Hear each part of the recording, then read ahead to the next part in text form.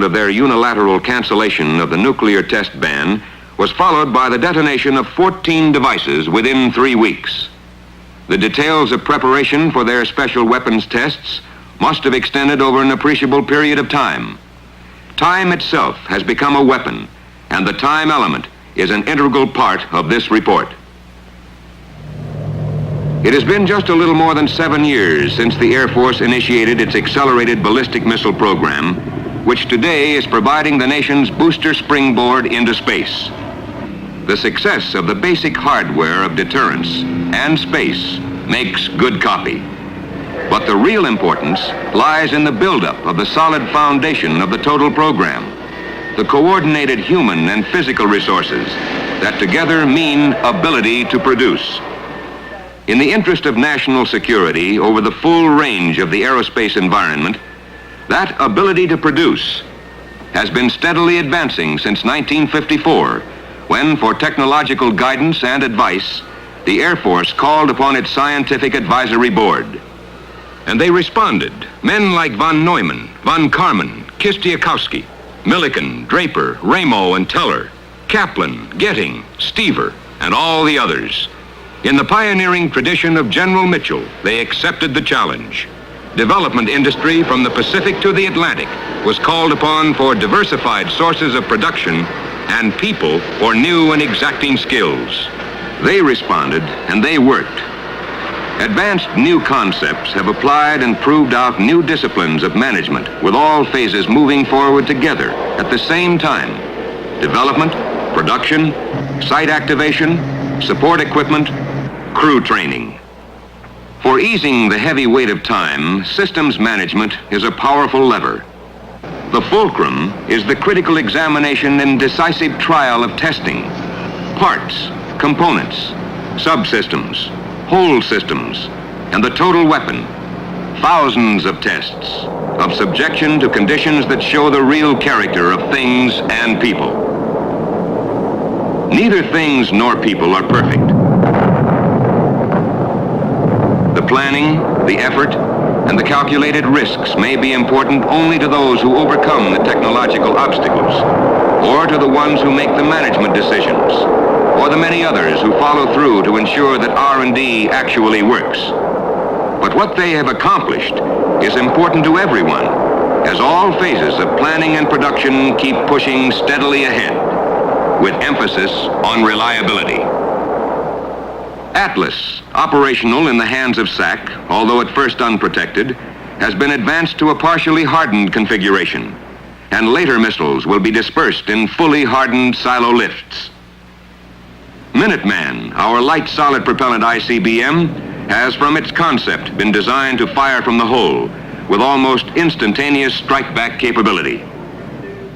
The upcoming Titan was our first ICBM with the silo lift configuration, and Titan II's storable liquid propellants make it possible to equal Minuteman's fast reaction and combine it with extreme long range and a strike-back power capable of destroying any hardened target. An advanced Titan will be used to place Dyna-Soar, a manned glider, into orbit. For such manned spacecraft of the future, the X-15 is currently serving as a transitional step. It is logical that the power of the boosters and the experienced resources of people and the precision production capability developed by the ballistic missile effort should prove to be a long right arm in the big reach toward space.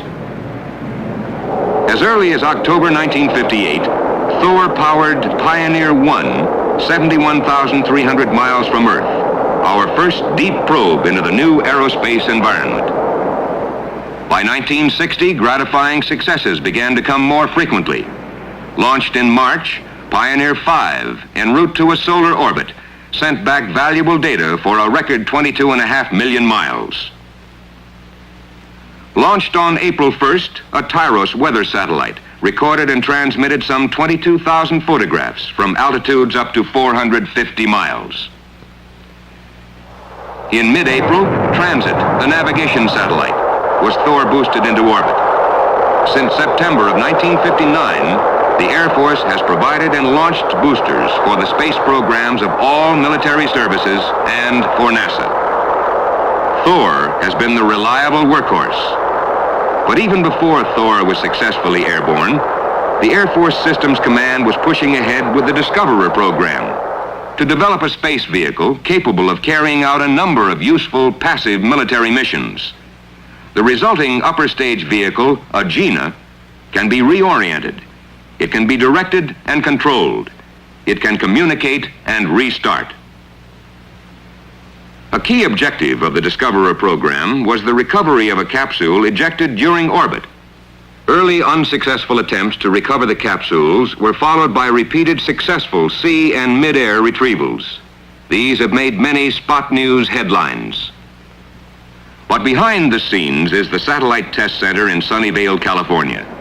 It is an operating activity of the 65 94th Test Wing satellite. Here is the Air Force cadre, whose operational environment is space. The coordinated training effort is a result of Air Force management's determination for their personnel to keep pace with the rapidly growing operational demands in space.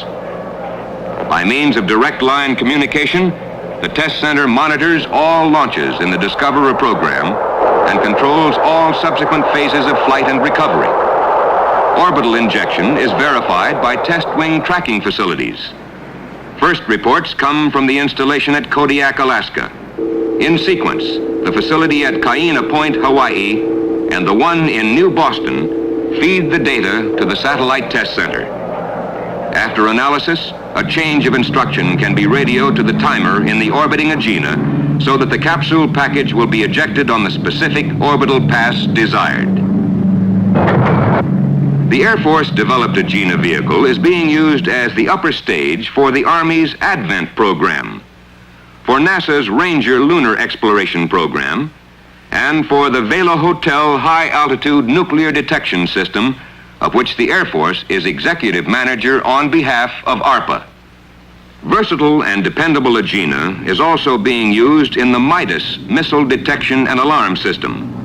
Midas 1, launched from Cape Canaveral in February, did not orbit, but Midas 2, in an equatorial orbit, and Midas 3, launched into polar orbit from Point Arguello, California, successfully began laying the groundwork for the satellite system to spot missile launches anywhere in the world. Aboard Midas 3 is the 23-pound black box for HEPDEX, High Energy Proton Detection Experiment. It transmitted the first continuous information on the actual size and radiation intensity of the Van Allen belt. Preliminary quantitative analysis of data has revealed that the belt is only 1/2 as big in area of major radiation concentration as originally thought, and that it is 6 times as hot. The Satellite Inspector Program, formerly known as SAINT, is a first long stride toward our objective of inspection, rendezvous, and docking. Satellite inspectors, equipped with TV cameras, detection sensors, and relevant electronic equipment, will be launched on an intercept trajectory determined by ground tracking. Because military space systems must be operational around the clock, 365 days a year, the development of maintenance and repair techniques now under study must result in the capability of transporting Air Force crews as close in or as far out in space as may be required. Current concepts of system reliability have taken into consideration that future operations indicate the need for reusable systems, varied inventories, and space vehicles in large numbers. From the standpoint of economics, a continuous and expanding operations in space demand a decisive reduction in cost of boost. The current Blue Scout's solid propellant stages can be stacked in tailor-made combinations for boosting payloads from 25 to 1,000 pounds to altitudes of from 200 to 50,000 miles. Managed and operated by Air Force personnel, versatile and economical Blue Scout is supporting a number of inquiries, not only for the Air Force, but also for the other services and for industry to back up their research needs. For greater ranges and multi-ton payloads, solid segmented rocket motors 100 inches in diameter and capable of 1/2 million pounds of thrust are under development. In support of the overall program, management has diversified test facilities and qualified personnel at installations across the continent. Edwards Air Force Base in California's Mojave Desert has 16 static rocket engine test stands. A special stand is for use initially by NASA's 1.5 million pound thrust F-1 engine. The facility has the growth potential to static test rockets up to 6 million pounds thrust. The Special Weapons Center in Albuquerque, New Mexico conducts research, development, engineering, and testing in all fields of nuclear energy, including radiation effects and propulsion. SWIC space radiation instruments have also been carried and recovered as part of Discoverer payloads. South of Albuquerque, at Alamogordo, on the Missile Development Center's 35,000-foot sled test track, missile components and subsystems can be subjected to acceleration up to 40 Gs, to deceleration and vibration forces encountered during flight. Across the continent, in Tennessee, at the Arnold Center, many specialized high-altitude chambers test components for every major ballistic missile and space vehicle in a simulated space environment. The rocket test cells can handle full-size engines of up to 200,000 pounds thrust at simulated altitudes up to 300,000 feet. The various von Karman gas dynamics facilities can test models and components at velocities up to Mach 20. In support of the Mercury program, models of the capsule are tested under simulated re-entry conditions. Up the East Coast from Arnold Center, in Bedford, Massachusetts, the emphasis is on communication. Experience has already verified that electronic systems form our lifelines to space. Here, SpaceTrack was developed to gather data on satellites. Now, capable of monitoring about 50 objects in space at the same time, it is an interim air defense facility until NORAD achieves a complete operational capability at Colorado Springs. From worldwide sources of data, SpaceTrack records and plots the course of all in-space man-made objects. As of midsummer, 28 American satellites and 1 Soviet satellite were in orbit. Significantly, 12 American satellites were continuing to transmit valuable data. No Soviet satellites were transmitting. The Rome, New York facility has responsibility for development and test of ground-based electronics equipment and components for global communications, air defense, air navigation, and traffic control, as well as support of the intelligence community. An item of interest is the translating machine, which uses computer technology to translate Russian language documents. And a few hundred miles west, at Wright-Patterson in Dayton, Ohio, are headquarters for a vigorous, concerted effort devoted to the research, evaluation, and analysis of foreign technologies, with particular emphasis on space capabilities. Also here at Wright-Patterson, the Air Force has the nation's outstanding facility for investigation of all types of phenomena related to manned space efforts. Air Force aeromedical programs date all the way back to 1918. Today, continuing research ranges from tests of physiological reaction under high forces of acceleration to final development of full pressure suits for aerospace vehicles and the complex psychological factors of weightlessness. Information on the effects of long-term weightlessness is one of the objectives of the Bioastronautics Orbital Space Program, which is designed for obtaining further information of deep space radiation and life support and environmental control systems. The bioastronautic effort is vital in achieving the system reliability we must achieve to ensure the protection of human life through departure and return. Our human resources are, as they have always been, our most important resources. It is true that the scientific disciplines must have facilities to create products of the mind, and that these in turn must be developed into practical hardware, which requires industrial facilities across a continent.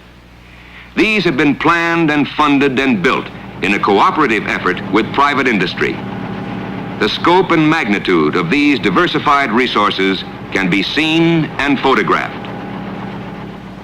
Human resources can also be seen. But you can't take pictures to show the knowledge, experience, or thought processes of 10,000 scientists and engineers in the Air Force family. And yet, that is their prime function, thinking and working and probing in many areas. For example, a fuel cell, which uses methyl alcohol and sodium hydroxide solution as fuel, and a hydrogen peroxide oxidizer. Plasma propulsion studies, linear pinch equipment to study magnetohydrodynamic turbulence. Ruby lasers for pinpointing such targets as satellites and for mapping planets in far greater detail than has ever been possible. There are many more, and after only 7 years of concentrated effort, the vehicles we build today are perhaps even smaller in relative size than the Santa Maria in which Columbus started his voyage to a new world.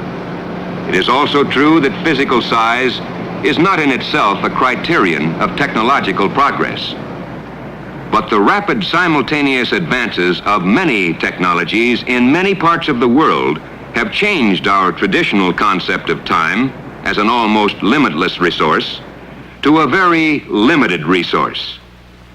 But we do have expandable resources of experienced people to do the work and the requisite facilities where the work must be done. The requirements in space for the capabilities of reconnaissance, inspection, rendezvous, and docking are logical and necessary military requirements in the interest of national security.